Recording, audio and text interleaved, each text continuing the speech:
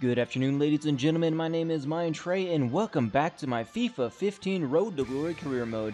The end of the last episode saw us wrap up the January transfer window. We didn't really make any moves besides being forced into the sale of Kelvin Langmead as he demanded to be transferred out during the window, and our hands are pretty much tied as I couldn't even renegotiate a contract to try to convince him to stay. So that's what ended up happening there. We've got just a few episodes left in this season. You see there was setting up another Youth Scout network, get another few months on that. And then now we've got the second leg of the Johnson's Paint Trophy semifinal. Here's a chance to make an impression for these two teams in this competition, the Johnston's Paint Trophy, and a chance to get to the next round. Yeah, and maybe just a welcome break from league. It's an away match, and we're taking on Cambridge United. The aggregate score currently stands at 1-1, as we ended up drawing the first game that was a home game. So this is an away match here. If we end up scoring more than a goal, then we should be able to win this one. But right away in the 21st minute, Nichols into the box. A couple of passes from Hornby and Darren Carter, and Nichols finishes it off. 21st minute, he puts us up 1-0. Take another look at it here. Darren Carter. Yeah, just Nichols, he catches the pass right on the defender, and he's able to break away, find some space, and slam it home for the 1-0 lead. Right before halftime, Hornby trying to make it 2, but he can't quite do it. The goalie knocks it out, so we get a corner, and Nichols again. Another opportunity, tries to go for that second goal, and he can't quite do it. 50th minute, Cambridge United into the box. Matt Duke with a great save there to keep it a 1-0 game. Darren Carter just completely wipes out the defender as he was going up for that header, and it looks like he's going to have to be subbed off. Yeah, that's definitely a football tackle there. American football tackle. He completely wasted him, took him out, but they got a long free kick from it, and that happens. They get it into the box. Diamond decides to just chest it down instead of clearing it out with a header, and Simpson just rips it off his boot and puts it past Duke to tie it up. So in the 80th minute, and Diamond now turning it over right outside the box, but we get very lucky there as they just can't even come close to putting it on target. So heading into extra time, I'm going to go ahead and put in David Moyo in for Chris Hackett out there on the right mid spot. See if maybe we can generate some offense and finish this off without having to go to penalties. Just a couple of minutes later, we turn the ball over, then steal it right back up to Onyedinma, over to Morris. Takes a touch, fake shot, and then, almost gets it past the keeper. He gets just enough of it, goes through his legs, but he manages to recover from that. And then in 95th minute, a failed cross falls to Onyedinma, and with the shot, that one gets blocked right before he can make it to the goal, and the keeper snags it out of the air there. In the 101st minute now, Cambridge United, a couple of people just falling over each other in the box, and somehow we escape without getting the foul. They're the ones that get called for the foul. Referee's giving him a final warning, no more funny business in there. And the shot just, I guess, off the side of the boot and ends up going way wide there. Collins ends up taking the steal there as the attacker loses possession. Very close to the end of the game now. Another header from just outside of, or just inside the box, but nothing comes of that for them. Matt Duke with an easy save here. And as we enter in stoppage time, Collins can't hold on to it as he gets tangled up with the defender in the box. And they're able to clear it out. And so we're going to end up having to go to penalties. And kind of like what happened the last time, I'm not going to commentate over it. I'm just going to let it happen, let you guys watch it. So here's a look at my lineup, and let's go ahead and get it going. Here comes the first penalty taker. At least he can get his kick out of the way.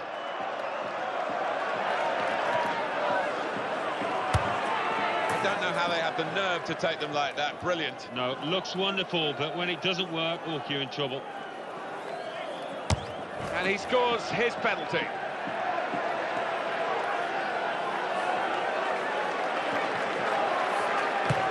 Super goal.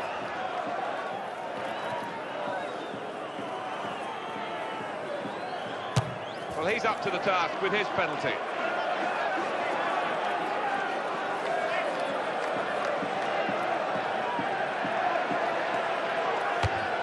Oh dear. When you try that and it doesn't work, you do look as though egg is all over your face. Well, if they lose this, he's not going to be... Too high, not by much, but too high. Oh, it's a wayward effort. It's a sloppy one, really.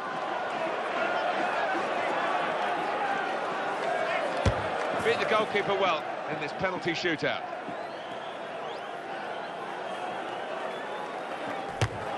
Spectacular that looks into the top corner. It does, and no keeper on earth would have stopped that.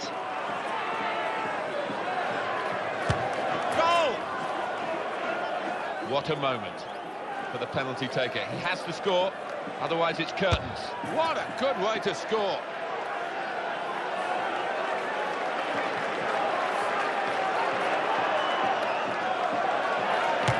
And he scores.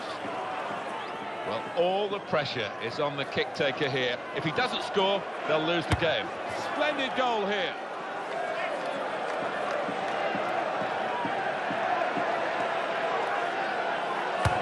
Oh, the keeper's won that duel. The pressure, the ultimate pressure now. Looks easy, doesn't it? But believe me, it's not. That's it, they've won it.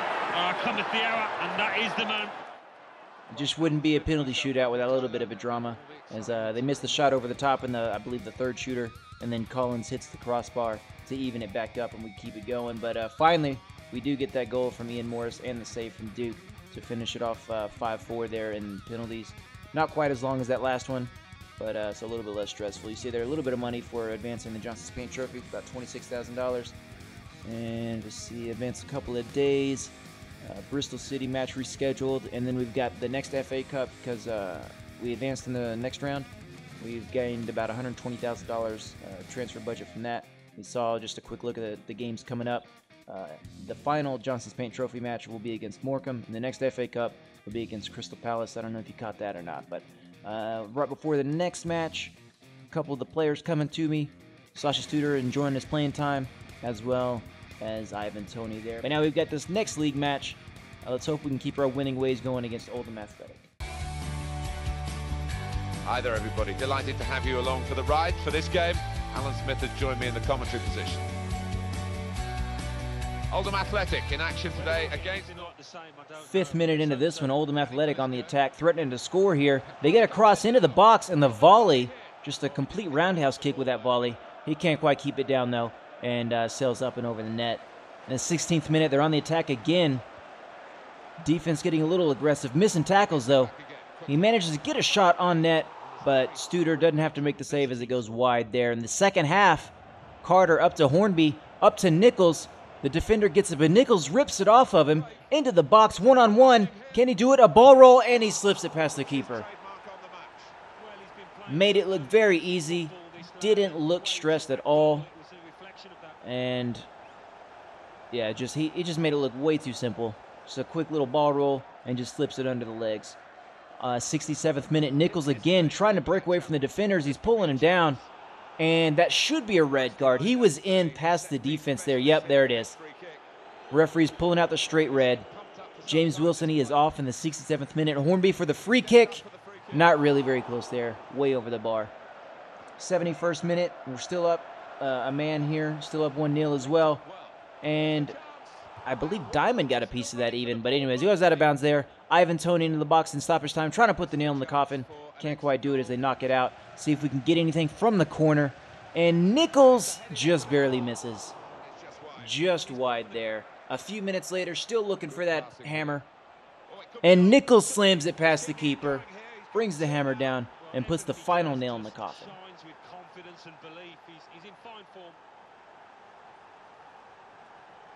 See if we can get another look at it here. A good back heel from Hornby. And then Billy Smith just feeds him, and he's just not even close to being covered. They don't do a very good job covering him, and that's going to end it there with that final whistle. And we do win this one 2-0 over Oldham Athletic. Made it look a little bit easy, but that the extra man advantage helped. 8.3 rating from Alex Nichols to earn himself a man of the match. Sasha Studer, very happy that I ended up letting him play. So we finally get that final scouting report from Ryan Cresswell. He's the player that we've signed on the pre-contract, so we won't get him until next season. But you see here, he's only a 60 rating. I thought he was a little bit higher than that, but I think he'll do just fine covering for Kelvin Langmead. We do get a player back, Anthony Griffith, returning from injury right before this next game here against Hartlepool United. Another League One match here as we try to take first place. Well, this is a game from the League One. I'm Martin Tyler, and Alan Smith is with me. Pleasure to be here, Martin. Can't wait. Right away, they get a corner kick. 3rd minute, they get it out wide outside the box. Center it to the midfielder. He walks in Gets a one pass off. I thought he was going to take the shot. He doesn't, but he takes the shot, gets it past Studer, and I'm not entirely sure what happened. I think Studer should have had that one. Let's see here if we can get a better angle on this. Oh, just wide open. The defense just leaves him out to dry, so I can't really fault Studer 100% for that, as the defense not even close to covering him. And a little unnecessary ball skills there, and just tries to cross it over to nobody there. But Nichols over to Hornby. He's got one defender to beat. Tries a little finesse shot around the goalie.